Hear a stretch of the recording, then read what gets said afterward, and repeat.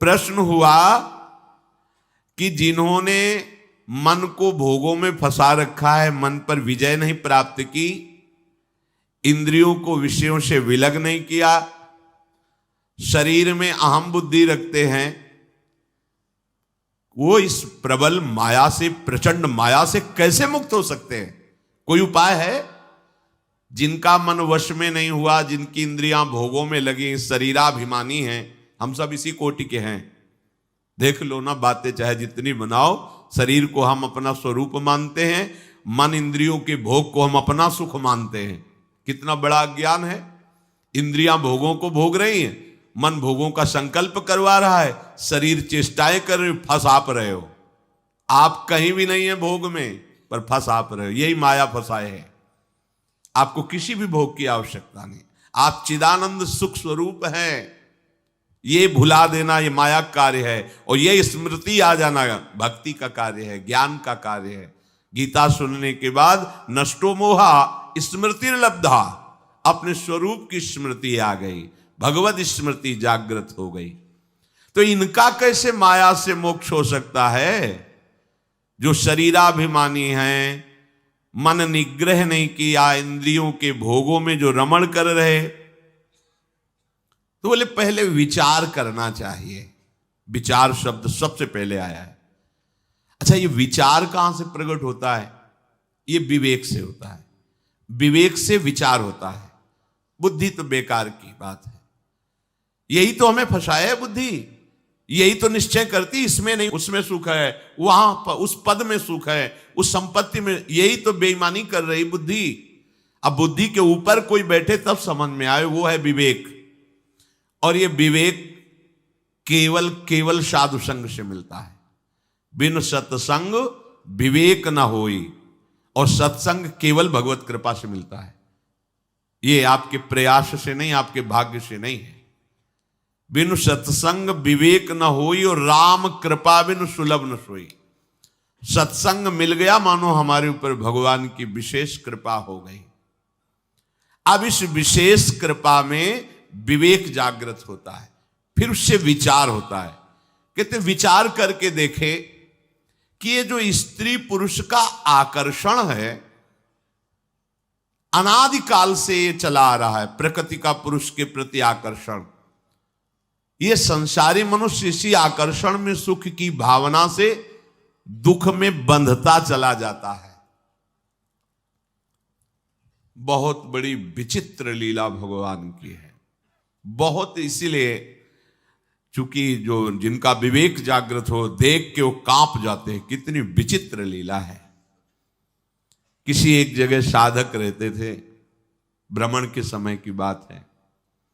दोष दृष्टि मत करना, माया का प्रभाव ही ऐसा है। अगर आप चूक करेंगे तो आप चले जाएंगे, हम चूक करेंगे तो हम चले जाएंगे। चूक नहीं होनी चाहिए। चूक का मतलब आज्ञा उल्लंघन, शास्त्र आज्ञा उल्लंघन, गुरु आज्ञा उल्लंघन। ये चूक है, ये आपको ले जाएगी। भक्तों के संग से ऐसी घनीभूत भक्ति, घनीभूत जिनमें कहीं भी पोलापन नहीं है, ठोस, घन कहते हैं ठोस को।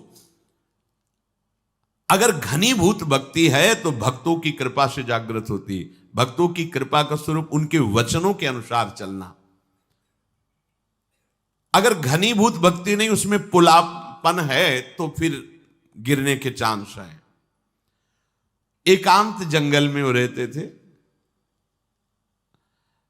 पूरे आश्रम में अकेले। 2, 4, 10 लोग दिन में आ जाते थे, शाम के नहीं। वहां एक पागल शरीर वाली स्त्री दरवाजे पे गेट के ऐसे, उनको दया आई। सर्दी का समय था, अंदर कर लिया, भोजन पवाया। साधु का हृदय ही ऐसा होता है। पर दया बिना साधु कसाई, और दया करी तो आफत आई। दोनों बातें ध्यान रखनी चाहिए। दया, अगर भगवत स्मृति चल रही है तो तुम्हारी ठीक है, और अगर भगवत स्मृति में बाधा पड़ जाए तो दया छोड़ के तुरंत भाग पड़ना चाहिए। याद संभालनी चाहिए। याद गई तो दया फंसा देगी, बस ध्यान रखना। यही दया फंसा दिया भरत जी को। भगवान की याद भूल गए, हिरण की याद आ गई। अब दया खतरनाक हो गई। दया नहीं तो साधु कैसा? दया बिना साधु कसाई, और दया करी तो आफत आई। ध्यान रखना, भगवान भी सावधान कहते हैं, करुणा करो सब पे, दया पर निर्ममो, निर्मम होकर ममता नहीं होनी चाहिए। अगर ममता हुई तो चूक हो गई, फिर तो गए। अब उनको ऐसा करना चाहिए, कंबल दे देते, भोजन दे देते, उसको विदा कर देते, पर ऐसा नहीं हुआ, त्रुटि हो गई। धीरे धीरे वो वहीं रहने लगे। कुछ समय बाद मार्ग भ्रष्ट हो गए, भागना पड़ा वहां से। ये क्या? किसी भी रूप में माया शक्ति है। दया, करुणा, सेवा, भावना, सावधान।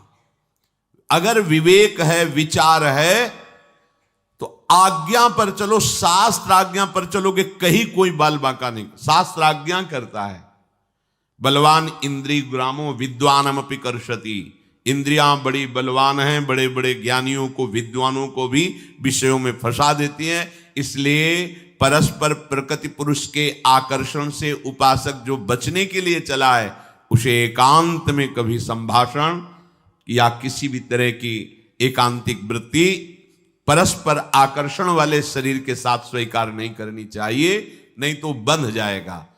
देखो ना, सुख की प्राप्ति के लिए वो चेष्टा करता है और उससे बड़े बड़े दुखों का सामना करना पड़ता है। जो पुरुष भगवान की इस माया से पार जाना चाहता है, उसको ये विचार करना चाहिए कि मैं सारी चेष्टाएं सुख के लिए कर रहा हूं, फिर मुझे दुख क्यों भोगना पड़ रहा है। ये बात बहुत सुंदर बात। कर्मण्यारभमाणानाम दुख हत्यै सुखाय च। मैं तो कर्म जितने भी कर रहा हूं सुख के लिए कर रहा हूं, फिर मुझे दुख क्यों भोगना पड़ रहा है। इसका मतलब जिसे हम सुख समझ रहे हैं वो दुख है। दुखालयम, भगवान कह रहे दुख योनयः, इससे प्रकट ही दुख होता है। देखो, विचार करना चाहिए। नित्यार्थिदेन वित्तेन दुर्लभे नात्म मृत्युना गृहापत्याप्त पशुभि का प्रीति साधितैश्चलैः। एक धन को ले लो, इसमें हमारी सुख बुद्धि हो गई, दिन दिन इसको बढ़ाने की अंदर लालसा बढ़ी। अब चाहे पाप से कमाई हो, चाहे हिंसा से, चाहे बेविचार से, अक्षरशः सत्य है, अपने हृदय को नाप के देख लेना, शास्त्र है। इसके पाने के लिए बड़ी बड़ी कठिन क्रियाएं, दुखद क्रियाएं करता है। इसी बात से तो घृणा हुई थी पिंगला जी को। जनकपुरी में, विदेहराज की नगरी में, ये वैश्यावृत्ति करती थी। अपने शरीर को बेच करके धन कमाना, शरीर को सजा करके दरवाजे पे बैठी, जो व्यक्ति आता सोचती मेरे ही पास आ रहा है, मुझे धन प्रदान करेगा। 12 बज गए, रात्रि तक कोई नहीं आया। हर व्यक्ति को इसी भावना से देखती, जल गया हृदय। एकांत से धिक्कार है मेरे इस जीवन को। हमारे हृदय में प्रभु बैठा हुआ है, मैंने आज तक उसे, मैं विदेहराज की नगरी में रहती हूं, ज्ञानियों की नगरी में, और कितना निकृष्ट आशा, शरीर से भोग, भोग से धन, धन से फिर भोग। अब नहीं। देखो, इतनी महान हो गई कि भगवान दत्तात्रेय जी ने 24 गुरुओं में एक गुरु पिंगला जी को भी माना। और चतुरासी जी जैसे रस समुद्र ग्रंथ में, वाणी जी में महाप्रभु ने पिंगला का उदाहरण दिया। यह जो एक मन बहुत ठौर करी, कही कौने सच पायो, जहां तहां विपत्ति जार जुवती लो, प्रगट पिंगला गायो। निष्ठा कर ली उसी, आज के बाद कभी किसी पुरुष की तरफ नहीं हेरूंगी, भूखी मर जाऊंगी पर गलत आचरण नहीं करूंगी, अपने हृदय में विराजमान हरि से प्यार करूं। महात्मा बन गई। उसी क्षण गुरु माना दत्तात्रेय जी ने। दत्तात्रेय जी जैसे अवधूत महापुरुष ने तत्काल पिंगला जी के चरणों में नमन करके गुरु भाव स्वीकार किया। आशा ही परमम दुखम, नैरास्यम परमम सुखम। इसे एक और संकेत मिलता है, कल तक बेविचारी रहा है, तुम्हारी दृष्टि में हो सकता है कि बेविचारी है, और आज कितनी ऊंचाई पर चढ़ गया तुम नहीं जान सकते हो। उसने संकल्प कर लिया, निष्ठा कर ली, सब खत्म। तुम्हें लगेगा ये कल वाला है, नहीं नहीं, हाँ, ऐसा दोष दर्शन करने पर तुम्हारा पतन हो जाएगा। आंतरिक आध्यात्मिक भूमिका कब बढ़ गई तुम्हें क्या पता चला? हरि गुरु कृपा से वो कितनी ऊंचाई पर बैठ गया तुम्हें क्या पता चला? देखो ना, पिंगला अभी तक वैश्या थी और अभी निर्णय किया, वो अभी गुरु बना लिया दत्तात्रेय जी ने 24 गुरुओं में, और उसका महामहिम स्वरूप भगवान वर्णन कर रहे हैं, हरिवंश महाप्रभु वर्णन कर रहे हैं, पिंगला का उदाहरण दे रहे हैं। तो जो इस आकर्षण में, इस सृष्टि का सबसे बड़ा आकर्षण है परस्पर शरीर आकर्षण, इस आकर्षण में जो फंस जाता है उसका अंतिम फाइनल मृत्यु रूप भयानक कष्ट, और जीते जी अपने आप को भूल करके माया मृग बन जाना, अर्थात काम के अधीन होकर पूरा जीवन दुख में व्यतीत करना। घर, पुत्र, स्वजन, संबंधी, पशुधन, ये सब अनित्य, नाशवान, भुलावे वाला। कैसा भुलावे वाला? भले है ना 1 करोड़ रुपया बैंक में जमा है, भले है हमारा परिवार है, हमारे पास जमीन है, हमारे, इसी के चिंतन में तुम्हारा पूरा जीवन निकल जाएगा। जो वास्तविक धन श्री हरिनाम राधा नाम, उससे अछूते रह गए, ठगे गए। एक घर, स्वजन, धन, पशु, मित्र आदि ने ठग लिया तुम्हें, माया ने इनका रूप धारण करके भगवत भजन नहीं करने दिया तुम्हें, ठगे गए तुम। बराबर जन्म मृत्यु, प्रलय, महाप्रलय सब भोगने पड़ेंगे। इसलिए विचारवान पुरुष को चाहिए कि उसे समझ लेना चाहिए, जैसे इस लोक में सब ये दुख है ना, तो परलोक में थोड़ा सा सुख ज्यादा दिखाकर है परिणाम में दुख है।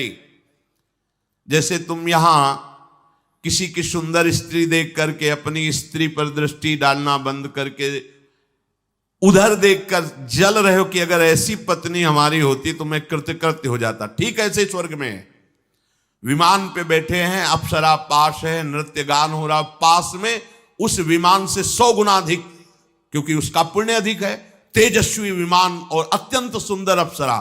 अब वो भूल गया अपने सुख वैभव को, जल रहा है उसको देख के। पूरा का पूरा ऐसे ही थोड़ा सा ऊपर के लोकों में और पवित्रता और महत्ता, लेकिन सब नष्ट होने वाला है, ये कुछ बचने वाला नहीं। आ ब्रह्म भुनान लोकान पुनरावर्तिनो अर्जुन, ये सब नष्ट, परिवर्तनशील, आने जाने वाला है।